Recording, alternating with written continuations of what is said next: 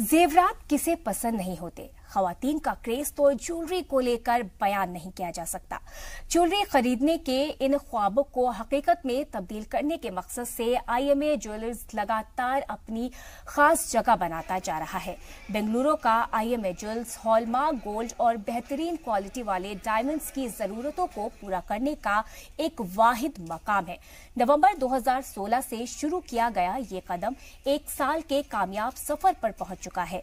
Demonetisation और GST के निफाज के बाद फिर से लोगों का एतबार ज्वेलरी की तरफ बहाल हुआ है। लोग इसे एक पॉजिटिव तौर पर ले रहे हैं। आईएमए ज्वेल्स गो कैशलेस ऑफर की शुरुआत 1 साल कबल की थी और इसे कौमी सतह पर नाफिज करने की शुरुआत की, जो आज बेहद कामयाब रहा। तो आप इंतजार किस बात का? बेंगलुरु में आईएमए ज्वेलरी का रुख कीजिए और अपनी पसंद की ज्वेलरी खरीदिए।